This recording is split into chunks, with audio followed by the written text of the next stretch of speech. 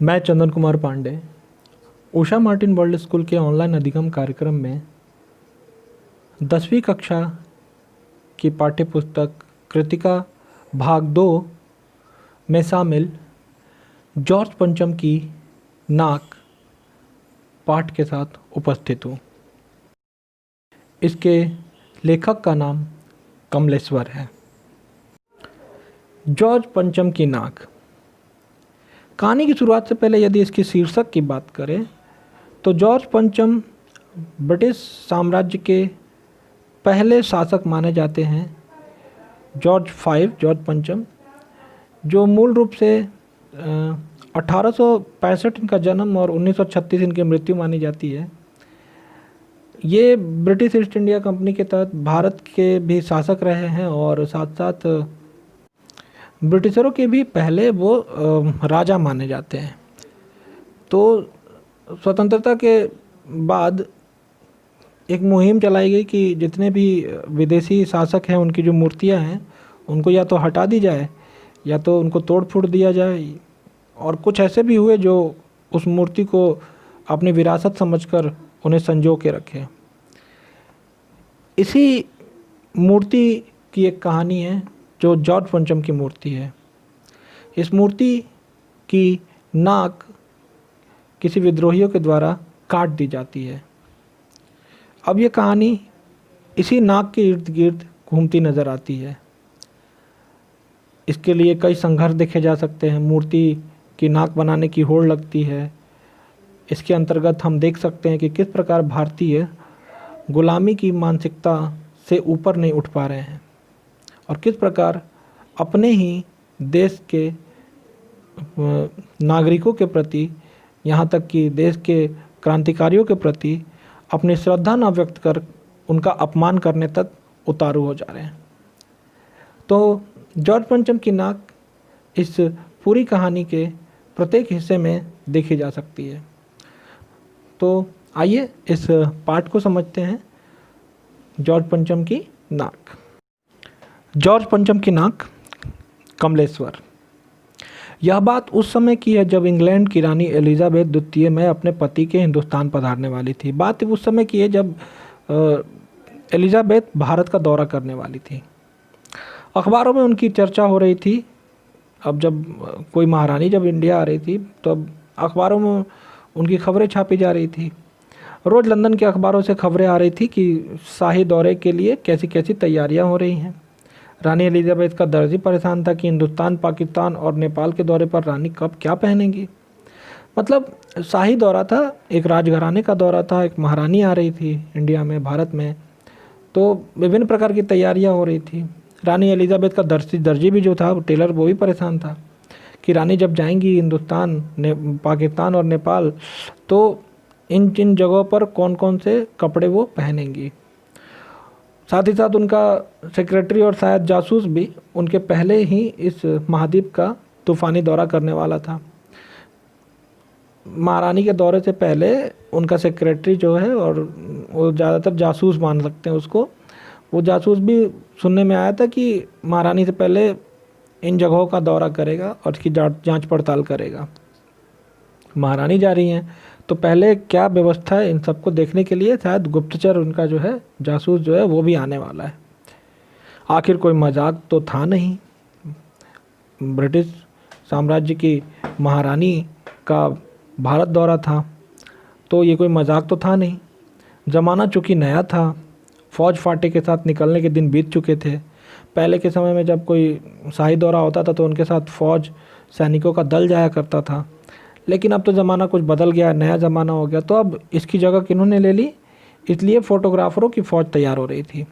अब महारानी के साथ बहुत सारे फ़ोटोग्राफ़रों का एक समूह, दल तैयार हो गया था जाने के लिए कि समय समय पर उनकी गतिविधि को कैमरे में कैद कर लिया जाए। इंग्लैंड के अखबारों की कतरने हिंदुस्तानी अखबारों में दूसरे दिन चिपकी नज़र आती थी कि रानी ने एक ऐसा हल्के नीले रंग का सूट बनवाया है जिसका रेशमी कपड़ा हिंदुस्तान से मंगाया गया है, कि करीब 400 पाउंड खर्चा उस सूट पर आया है। इंग्लैंड के अखबारों की कतर ने जो खबरें थे वो दूसरे दिन भारत के अखबारों में देखने को मिल सकती थी। कुछ इस तरीके से आपसी संबंध बन गया था उस समय जब वो दौरा करने वाली थी कि पल पल की रिपोर्ट खबरें भारत में भी सुनाई देती थी, पढ़ने को मिल जाती थी। जैसे यदि रानी ने, एक खबर आई कि रानी ने उस दौरे के लिए एक नीले रंग का सूट बनवाया है, जिसका रेशमी कपड़ा जो है हिंदुस्तान से मंगाया गया है, और उस पर कितना खर्च पड़ा है, तो लगभग 400 पाउंड का खर्च उस सूट पर आया है। तो रानी के दौरे से पहले उनकी सारी गतिविधियों को अखबारों के माध्यम से भारत में भी लोगों तक पहुंचाया जा रहा था। आगे रानी एलिजाबेथ की जन्म पत्री भी छपी, उनका पूरा बायोडाटा कुंडली छापी गई। वो क्या अच्छा लगता है उन्हें, क्या खाती हैं, क्या पसंद है, कैसी उनकी जीवन शैली है, इन सभी बातों को एक जन्म कुंडली, उनकी बायोडाटा भी छापी गई। प्रिंस फिलिप के कारनामे भी छपे, उनके जुड़े हुए जो प्रिंस फिलिप थे वो भी, उनके भी कारनामे, उनके युद्धों के बारे में भी बताया गया। और तो और उनके नौकरों, महारानी के नौकर, बावर्ची, खानसामों, अंगरक्षकों की पूरी जीवनी देखने में आई कि इनका ये अंगरक्षक है, इनका ये बॉडीगार्ड, ये खानसामा, ये रसोइया, ये बावर्ची, सभी के बारे में धीरे धीरे खबरें आने लग गई कि महारानी के से जुड़े हुए, चाहे फिलिप्स हो, राजा फिलिप्स, या फिर उनसे जुड़े हुए उनके सेवक, सभी की खबरों को छापा जाने लग गया। आगे देखा जाए तो शाही महल में रहने और पलने वाले कुत्तों तक की तस्वीरों को तस्वीर अखबारों में छप गई। मतलब मनुष्यों के साथ साथ पशुओं की जो उनके पालतू कुत्ते थे उसकी भी तस्वीर भी अखबार में छपने लगी कि ये महारानी के कुत्ता है इसकी तस्वीर।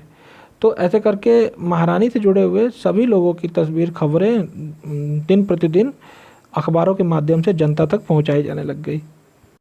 बड़ी धूम थी, बड़ा शोर शराबा था, शंख इंग्लैंड में बज रहा था, गूंज हिंदुस्तान में आ रही थी। मतलब हर तरह की रिपोर्ट, खबरें हिंदुस्तान में अगले ही दिन जनता के बीच में रखी जाती थी। इस पर व्यंग किया गया कि शंख जब इंग्लैंड में बजता था तो उसकी गूंज कहाँ सुनाई देती थी? इंडिया में, भारत में। मतलब इतना ज़्यादा लोग तत्पर हो गए थे महारानी के बारे में जानने के लिए, महारानी की पल पल की रिपोर्ट को समझने और जानने के लिए। आगे इन खबरों से हिंदुस्तान में सनसनी फैल गई। अब जब ये खबरें हुई, जब अखबार के माध्यम से जनता तक पहुंची, तो यहाँ के लोगों में एक सनसनी फैल गई। राजधानी में तहलका मचा हुआ था। उस समय दिल्ली की राजधानी जो थी उसमें तहलका मचा हुआ है कि भाई आने वाली हैं, तैयारी करना है, व्यवस्था करनी है, इन सब चीज़ों को लेकर। जो रानी 5,000 रुपये का रेशमी सूट पहनकर पालम के हवाई अड्डे से उतरेंगी, उसके लिए कुछ तो होना ही चाहिए। अब बात आई कि जो महारानी अपना रेशमी जो उन्होंने सूट बनवाया है नीले रंग का, अगर वो पहनकर जब पालम हवाई अड्डे पर उतरेंगी तो हवाई अड्डे पर भी उनकी स्वागत की व्यवस्था होनी चाहिए। तो ये सारी व्यवस्था के लिए अफरा तफरी मचा हुआ था हमारी राजधानी में। आगे कुछ क्या बहुत कुछ होना चाहिए। मतलब महारानी के स्वागत में कुछ क्या बहुत कुछ ही होना चाहिए, ज़्यादा होना चाहिए, कम से तो काम नहीं चलेगा। जिसके बावर्ची पहले महायुद्ध में जान हथेली पर लेकर लड़ चुके थे, उसकी शान शौकत के क्या कहने। और वह रानी दिल्ली आ रही है। नई दिल्ली ने अपनी तरफ देखा और बेखास्ता मुंह से निकल गया, वह आए हमारे घर, खुदा की रहमत, कभी हम उनको कभी अपने घर को देखते हैं। और देखते ही देखते नई दिल्ली का कायापलट होने लगा। महारानी के लिए तो स्वागत के लिए व्यवस्था तो होनी चाहिए। जिनका बावर्ची पहले महायुद्ध में, विश्व युद्ध में एक सैनिक के रूप में उसने अपनी भूमिका निभाई और अच्छा युद्ध लड़ा। जब उसका सैनिक इतना महान है तो रानी के शान शौकत की तो बात ही अलग है। अब दिल्ली की जो स्थिति थी उतनी अच्छी नहीं थी, चाहे सड़कों की या फिर वहाँ की इमारतों की स्थिति बदहाल थी। तो जब दिल्ली ने अपनी तरफ देखा, दिल्ली शहर ने, तो इस पर देखिए एक व्यंग किया, वह आए हमारे घर, खुदा की रहमत है, कभी हम उनको कभी हम अपने घर को देखते हैं। महारानी के शान शौकत के आगे दिल्ली की जो व्यवस्था थी वो फीकी पड़ रही थी। तो वैसी स्थिति में दिल्ली को सजाया गया और देखते ही देखते नई दिल्ली का कायापलट हो जाता है।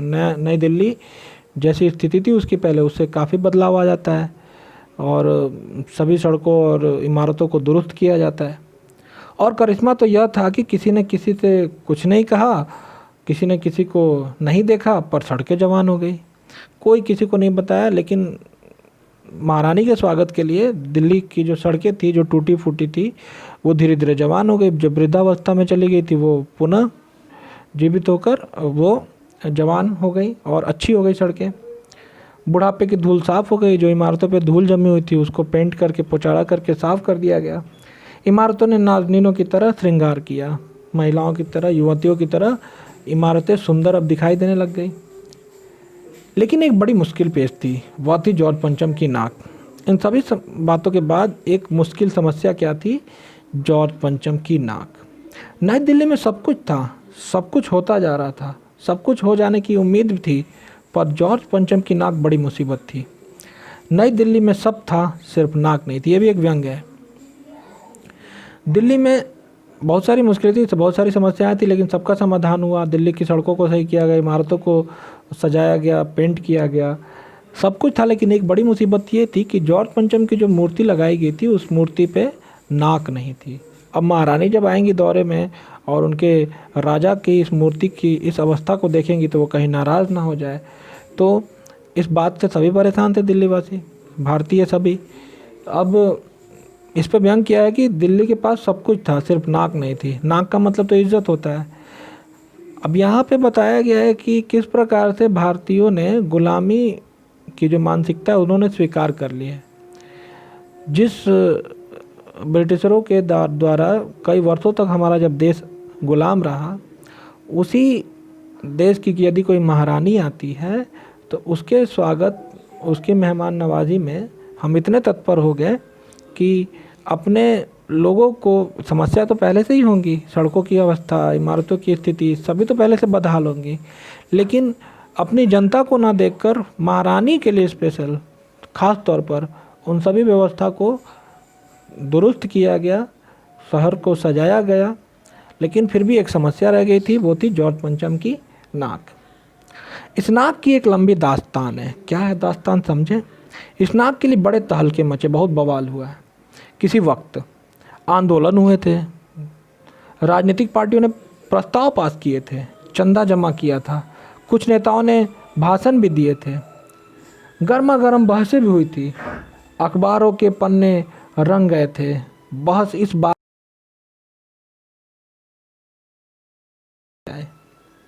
और ज़्यादा, जैसा कि हर राजनीतिक आंदोलन में होता है, कुछ पक्ष में थे, कुछ विपक्ष में थे, और ज़्यादातर लोग खामोश थे। खामोश रहने वालों की ताकत दोनों तरफ थी। जिस तरफ रुझान होता उस तरफ वो खामोश रहने वाले हो जाते।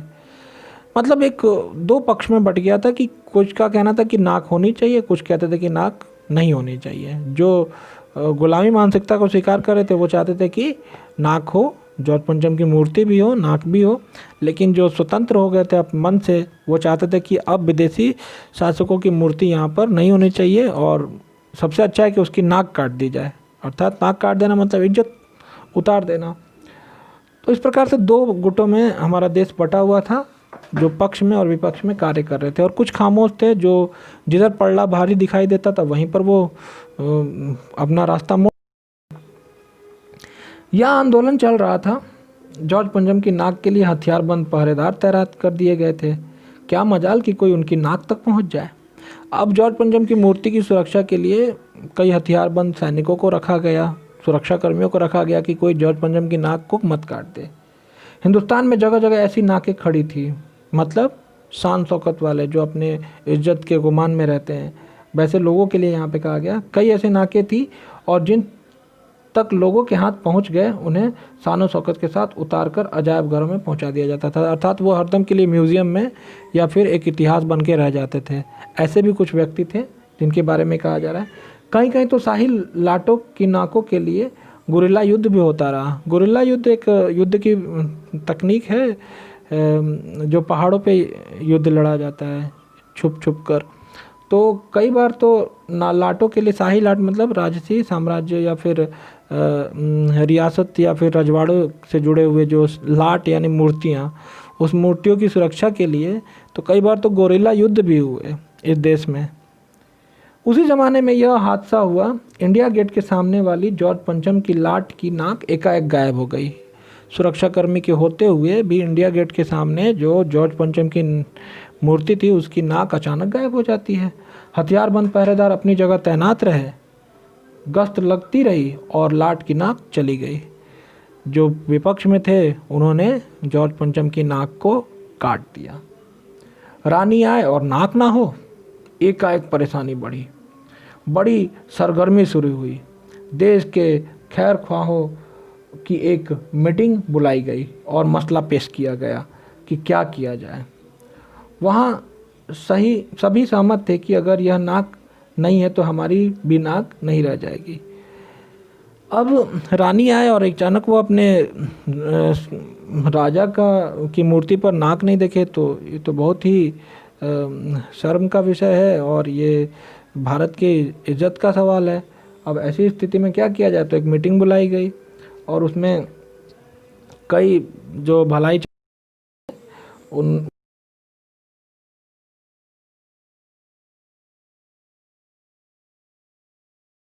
समझिए कि हमारे भारत की भी नाक नहीं रहेगी, मतलब भारत की भी इज्जत चली जाएगी। तो इस तरह से बैठक में विचार हुआ और आगे देखते हैं क्या होता है। उच्च स्तर पर मशवरे हुए, दिमाग खरोचे गए और यह तय किया गया कि हर हालत में इस नाक का होना बहुत ज़रूरी है। उच्च स्तरीय बैठक हुई, मीटिंग हुई और बहुत सारा दिमाग खरोचा गया, दिमाग लगाया गया कि आखिर क्या किया जाए। इस हालत में नाक का होना तो बहुत ज़रूरी है। यह तय होते ही एक मूर्तिकार को हुक्म दिया गया कि वह फ़ौरन दिल्ली में हाजिर हो। अब नाक लगाने के लिए एक मूर्तिकार को खोजा गया और उसे बुलाया गया कि जल्दी वो दिल्ली आए। अब वो मूर्तिकार यो तो कलाकार था, वो मिल गया मूर्तिकार को ऐसा। वैसे तो वो कलाकार था पर ज़रा पैसे से लाचार था, उसके पास पैसे की कमी थी। आते ही उसने हुक्कामों जो मीटिंग में बैठे थे, जो अधिकारी, जो सदस्य, उन हुक्म करने वालों को के चेहरे देखे उसने। अजीब परेशानी थी उन चेहरों पर, सब परेशान थे नाक को लेकर। कुछ लटके हुए चेहरे थे, कुछ उदास और कुछ बदहवास, पागलों के जैसा। सब बेचैन थे। उनकी हालत देखकर लाचार कलाकार की आंखों में आंसू आ गए। तभी एक आवाज़ सुनाई दी, मूर्तिकार, जॉर्ज पंचम की नाक लगानी है। अब ऐसी अवस्था देखकर मूर्तिकार की आंखों में आंसू आ गया कि ये इतने परेशान हैं, क्या करना होगा। तभी एक अचानक आवाज़ आई और उन्होंने बोला, उसमें से एक सदस्य ने, कि मूर्तिकार तुम्हें पता है क्या करना है? तो यहाँ जॉर्ज पंचम की नाक लगानी है। मूर्तिकार ने सुना और जवाब दिया, नाक लग जाएगी, पर मुझे यह मालूम होना चाहिए कि यह मूर्ति कब और कहाँ बनी है। हमें बता दीजिए कि ये मूर्ति कब बनी है और कहाँ बनी है, तो मैं उस हिसाब से वैसे पत्थर की तलाश करके नाक लगा दूंगा। इस लाट के लिए पत्थर कहाँ से लाया गया था ये भी बता दीजिए मुझे, ताकि मैं उसी पत्थर से उस नाक को लगा दूँ। सब हुक्कामों ने एक दूसरे की तरफ ताका। एक की नज़र दूसरे से कहा कि यह बताने की जिम्मेवारी तुम्हारी है। अब मूर्ति कब बनी, क्या बनी, उन अधिकारियों में सब एक दूसरे को देख रहे हैं कि ये तो तुम्हारी जिम्मेवारी थी इसके समझने, कहाँ बनी, कब बनी, ये तो डेटा तुम्हारे पास होगा।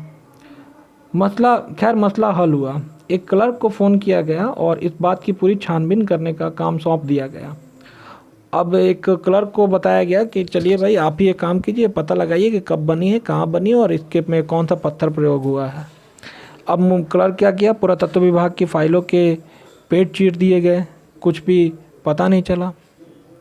अब पुरातत्व विभाग ने सारे फाइलों को निकाला, पुरानी जितने भी उनके पास डॉक्यूमेंट थे उस सबको खंगाला गया और पता लगाने का प्रयास किया गया कि ये मूर्ति कब, कहाँ और किस पत्थर से बनी थी। क्लर्क ने लौटकर कमेटी के सामने कांपते हुए बयान किया, सर मेरी खता माफ़ हो, सब कुछ हजम कर चुकी है। क्लर्क भी निराश हो जाता है और निराश होकर वापस आता है और बोलता है कि हमने तलाश किया, सब कुछ पता लगाया, लेकिन कहीं भी कुछ जानकारी हासिल नहीं हुई कि ये मूर्ति कब बनी, कहाँ बनी और किस पत्थर से बनी। सारी फाइलों को हमने खोज, लेकिन फिर भी कोई पता नहीं लगा इस मूर्ति के विषय में। आगे हुक्कामों के चेहरे पर उदासी के बादल छा गए। अब ये सुनने पर जो अधिकारी थे उन सभी के चेहरे पर उदासी के बादल छा गए, सब निराश हो जाते हैं। एक खास कमेटी बनाई गई और उसके जिम्मे यह काम दे दिया गया कि जैसे भी हो यह काम होना है और इस नाक का दारोमदार मतलब पूरी जिम्मेवारी आप पर है। एक कमेटी का गठन हुआ कि भाई आप ही लोग पता करिए कि नाक का क्या करना है, कौन सी मूर्ति है, कहाँ से पत्थर लाना है, इसकी जिम्मेवारी आप लोग की। आखिर मूर्तिकार को फिर बुलाया गया दूसरी बार। उसने मसला हल कर दिया। वह बोला, पत्थर की किस्म का ठीक पता नहीं चला तो परेशान मत होइए, मैं हिंदुस्तान के हर पहाड़ पर जाऊंगा और ऐसा ही पत्थर खोज कर लाऊंगा। कमेटी के सदस्यों की जान में जान आई। सभापति ने चलते चलते गर्व से कहा, ऐसी क्या चीज़ है जो हिंदुस्तान में मिलती नहीं? हर चीज़ इस देश के गर्भ में छिपी है। ज़रूरत खोज करने की है। खोज करने के लिए मेहनत करनी होगी। इस मेहनत का फल हमें मिलेगा। आने वाला ज़माना खुशहाल होगा। अब एक खुशी की लहर दौड़ जाती है सबके मन में कि चलो भाई, एक तो समाधान हुआ। जॉर्ज पंचम की नाक की मूर्ति कहाँ बनी, किस पत्थर से बनी, ये तो नहीं पता चला, लेकिन हमारे देश में पत्थरों की कमी नहीं है, पहाड़ों की कमी नहीं है। तो यह ज़रूर पता लगाया जा सकता है या फिर ये जगह पर कि इस किस्म का पत्थर कहाँ है, और वहीं खोज होगी। अब मूर्तिकार को बुलाकर जगह जगह पहाड़ों की खोज करने के लिए उसे भेज दिया गया। और इसी दौरान एक उत्साही नेता थे जो उन्होंने कह दिया कि भारत में तो हर चीज़ उपलब्ध है, इसके गर्भ में खोज करने की ज़रूरत है। खोज करने के लिए मेहनत करनी होगी और मेहनत का फल हमें मिलेगा। आने वाला ज़माना खुशहाल होगा, ऐसा उन्होंने बोल दिया। यह छोटा सा भाषण फ़ौरन अखबारों में छप गया। अगले दिन काफ़ी उत्साहवर्धन यह भाषण था उनका, जिसको अखबारों में भी शामिल कर लिया गया। अब मूर्तिकार हिंदुस्तान के पहाड़ी प्रदेशों और पत्थरों की खान के दौरे पर निकल पड़ा। कुछ दिन बाद वह हताश लौटा। उसके चेहरे पर लानत बरस रही थी।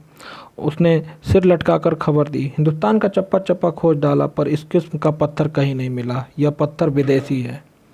अब हिंदुस्तान के सभी पहाड़ों के पास जाकर मूर्तिकार ने उस पत्थर को तलाश किया, लेकिन कहीं भी उसके जैसा पत्थर नहीं दिखाई दिया उसे। अब वो निराश होकर वापस आता है और बोलता है कि यह पत्थर यहाँ का नहीं है, विदेशी पत्थर है। अब वापस वही स्थिति हो जाती है, मुसीबत फिर वही की वही। सभापति ने तैस में आकर कहा, लानत है आपकी अक्ल पर। विदेशों की सारी चीज़ें हम अपना चुके हैं, दिल, दिमाग, तौर तरीके और रहन सहन।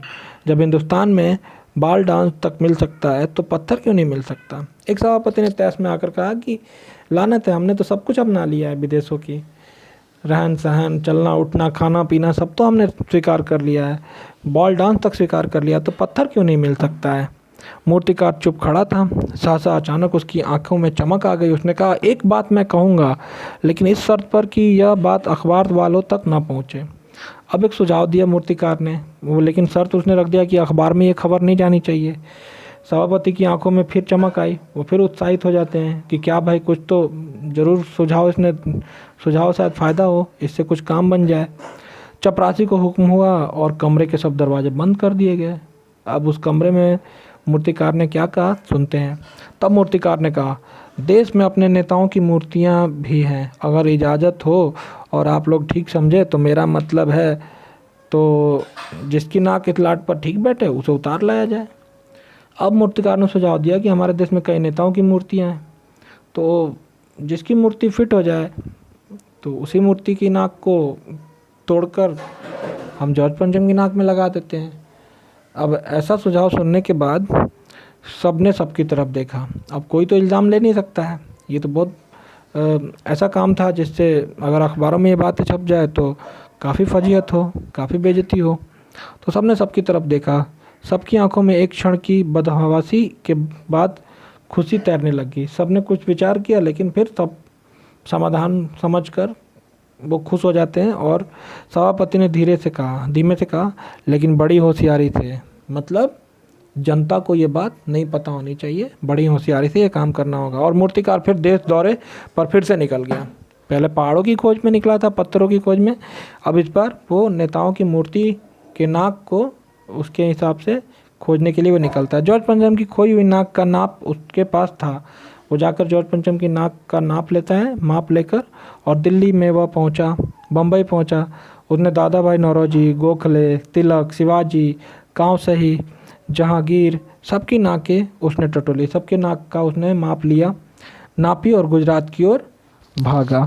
मतलब मूर्तिकार अब नेताओं की मूर्ति को जॉर्ज पंचम की मूर्ति के माप के साथ मिलाकर और खोज में निकल गया। दिल्ली पहुंचता है। दिल्ली में उसने दादा भाई नौरोजी, गोखले, तिलक, शिवाजी, कावासकी, जहांगीर, सबकी नाकों को उसने टटोली। फिर वह गुजरात की ओर भागा। गुजरात में जाकर उसने क्या किया, आगे देखते हैं। गुजरात में जाकर उसने गांधी जी, सरदार पटेल, विट्ठल भाई पटेल, महादेव देसाई की मूर्तियों को परखा और बंगाल की ओर चला। गुजरात के बाद वो बंगाल चला। वहाँ जाकर उसने गुरुदेव रविंद्रनाथ, सुभाष चंद्र बोस, राजा राम मोहन राय आदि को भी देखा, नाप जोख की और बिहार की तरफ बढ़ा। बिहार होता हुआ उत्तर प्रदेश की ओर आया। चंद्रशेखर आज़ाद, बिस्मिल, मोतीलाल नेहरू, मदन मोहन मालवीय की लाटों के पास गया। घबराहट में मद्रास भी पहुंचा वो। वहाँ पे जाकर उसने सत्यमूर्ति को भी देखा और मैसूर, केरल आदि सभी प्रदेशों का दौरा करता हुआ पंजाब पहुंचा। पंजाब में वो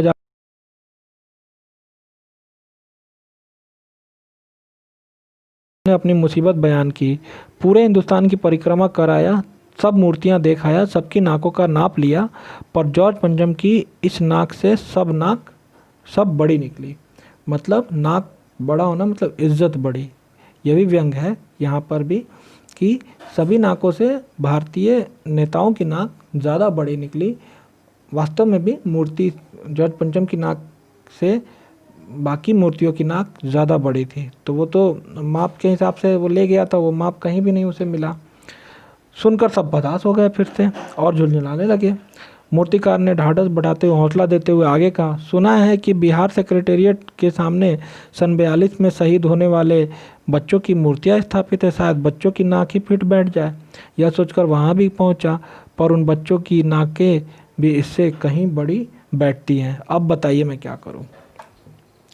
अब उसने फिर से सुझाव दिया कि चलिए बिहार में जो सेक्रेटेरिएट के बाद जो 7 शहीदों मूर्तियाँ हैं वो बच्चे थे ना, वो तो उन बच्चों की शायद मूर्तियों के नाक जॉर्ज पंचम की नाक के हिसाब से फिट बैठ जाए, तो उस मूर्ति की आ जाए। लेकिन वो यहाँ भी उसने ट्राई किया, उसने कोशिश की, लेकिन इन बच्चों की मूर्ति के नाक भी जॉर्ज पंचम की नाक से बड़ी थी, अर्थात इनकी भी इज्जत उनसे ज़्यादा थी।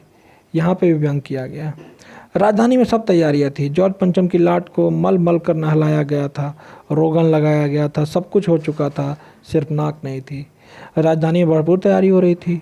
मूर्ति को तो सजाया जा रहा था, मल मल कर नहलाया जा रहा था, रोगन लगाया जा रहा था ताकि मूर्ति चमके, ठीक है, सब कुछ था, लेकिन सिर्फ नाक नहीं थी। बात फिर बड़े हुक्कामों तक पहुंची, बड़ी खलबली मची। अगर जॉर्ज पंचम के नाक न लग पाई तो फिर रानी का स्वागत करने का क्या मतलब। या तो अपनी नाक कटाने वाली बात हुई। वहाँ के अधिकारियों हुक्कामों ने कहा कि सब कुछ है लेकिन नाक नहीं होने पर कोई मतलब नहीं है, अगर महारानी आती तो उनका स्वागत का भी कोई मतलब नहीं है। जब वो नाक देखेंगी अपने महाराजा का तो सारी इज्जत चली जाएगी। तो ऐसी स्थिति को नाक कटाने के जैसा ही समझा जाए। लेकिन मूर्तिकार पैसे से लाचार था, क्योंकि उसे तो पैसे चाहिए थे, तो उसने फिर सुझाव दिया। यानी हार मानने वाला कलाकार नहीं था। एक हैरत अंगेज ख्याल उसके दिमाग में आया, दिमाग में कौंधा, और उसने पहली शर्त दोहराई। जिस कमरे में कमेटी बैठी हुई थी उसके दरवाजे फिर बंद हुए और मूर्तिकार ने अपनी नई योजना पेश की। एक बार फिर उसने सुझाव दिया, चूँकि नाक लगना एकदम ज़रूरी है, इसलिए मेरी राय है कि 40 करोड़ में से कोई एक जिंदा नाक काट कर लगा दी जाए। अब उसने सुझाव दिया कि उस समय की आबादी 40 करोड़ थी, तो क्यों ना किसी सचमुच के व्यक्ति की नाक काट के इसको लगा दिया जाए। ये सुझाव दिया गया। फिर दरवाजे बंद करके इस सुझाव को रखा गया ताकि जनता तक ये बात ना हो। बात के साथ ही फिर से सन्नाटा छा गया उन लोगों के अंदर। कुछ मिनटों की खामोशी के बाद सभापति ने सबकी तरफ देखा। सबको परेशान देखकर मूर्तिकार कुछ अचकचाया और धीरे से बोला, आप लोग क्यों घबराते हैं, यह काम मेरे ऊपर छोड़ दीजिए।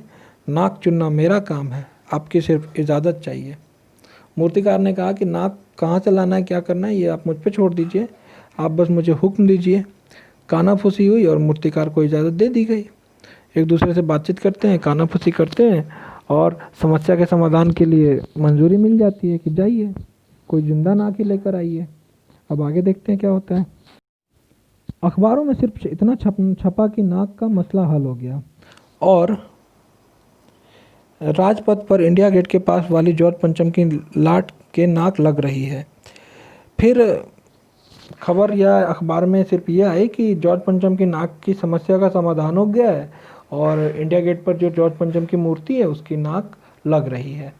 नाक लगने से पहले ही फिर हथियारबंद पहरेदारों की तैनाती हुई कि फिर से कोई नाक मत काट दे। मूर्ति के आसपास का तालाब सुखाकर साफ किया गया उसकी रवाब निकाली गई और ताज़ा पानी डाला गया ताकि जो जिंदा नाक लगाई जाने वाली थी वह सूखने न लग जाए। बगल में जो तालाब था उसको सुखाकर साफ़ किया गया और उसमें से गाद जो होता है, जो कचरा, उस सबको निकाल के और उसमें फ्रेश पानी, साफ़ पानी डाला गया ताकि उसकी नमी से नाक, जो जिंदा नाक लगाई गई है, वो जल्दी सूख मत जाए। इस बात की खबर जनता को नहीं थी। यहाँ सब तैयारियाँ भीतर भीतर चल रही थी। ये सब चुपके चुपके हो रहा था। रानी के आने का दिन नज़दीक आता जा रहा था। मूर्तिकार खुद अपने बताए हल से परेशान था। जिंदा नाक लाने के लिए उसने कमेटी वालों से कुछ और मदद मांगी। वह उसे दी गई, लेकिन इस हिदायत के साथ कि एक खास दिन हर हालत में नाक लग जानी चाहिए। फिर से कुछ उसे मदद चाहिए होगी तो उसने फिर मांगा कमेटी वालों से, फिर से उसे मंजूरी मिल गई, लेकिन शर्त ये रखा गया कि किसी भी हालत में, सूरत हाल में उस दिन नाक होना चाहिए। और वह दिन भी आ गया जब महारानी आने वाली थी। जॉर्ज पंचम के नाक लग गई और नाक भी लग गया। सब अखबारों में खबरें छपी कि जॉर्ज पंचम के जिंदा नाक लगाई गई है, यानी ऐसी नाक जो कतई पत्थर की नहीं लगती। महारानी के आने के बाद अखबारों में ये खबर जरूर छप गई कि जॉर्ज पंचम की नाक लगी है, लेकिन वो पत्थर की नहीं है, ज़रूर कोई जिंदा नाक लगाई गई है। लेकिन उस दिन के अखबारों में एक बात और गौर करने की थी। उस दिन देश में कहीं भी किसी उद्घाटन की खबर नहीं थी। किसी ने कोई फीता नहीं काटा था, कोई सार्वजनिक सभा नहीं हुई थी, कहीं भी किसी का अभिनंदन नहीं हुआ था, कोई मानपत्र भेंट करने की नौबत नहीं आई थी, किसी हवाई अड्डे या स्टेशन पर स्वागत समारोह नहीं हुआ, किसी का ताज़ा चित्र नहीं छपा था। सब अखबार खाली थे। पता नहीं ऐसा क्यों हुआ था। नाक तो सिर्फ एक चाहिए थी, और वह भी बुत के लिए। बुत मतलब उस पुतले के लिए। क्या होता है अखबार में, अगले दिन महारानी के बाद यानी नाक लगाई जाती है, वो भी अखबार में जो खबर आई कि वो जिंदा नाक है। अब महारानी के लिए जो स्वागत किया जा रहा था, जो इंतज़ामात किए जा रहे थे, उन सभी इंतज़ामात के बाद अखबारों में अगले दिन कोई खबर नहीं छपती है। सभी खबरें खाली। गौर करने वाली बात थी कि कोई उद्घाटन की खबर नहीं छपी, कहीं कोई फीता कटने की खबर नहीं हुई, कहीं कोई सार्वजनिक सभा नहीं हुई, किसी का अभिनंदन नहीं हुआ, कोई मानपत्र आदि भेंट भी नहीं किए गए, किसी हवाई अड्डे या स्टेशन का स्वागत समारोह नहीं हुआ, किसी का कोई ताज़ा चित्र नहीं छपा। अखबार सभी खाली थे। पता नहीं ऐसा क्यों हुआ। अब ऐसा क्यों हुआ? महारानी आई थी या नहीं आई, या फिर आई और सभी ने चुपके चुपके इस समारोह को देखा, किसी ने कोई तस्वीर नहीं खींची? क्या यह संभव है? पता नहीं। यह एक सोचने का विषय है। आखिर अखबारों में खबरें क्यों नहीं छपी? नाक तो सिर्फ एक चाहिए थी, वो भी बुत के लिए। ये थी पूरी कहानी। इससे संबंधित प्रश्नोत्तर आप खुद करेंगे। धन्यवाद।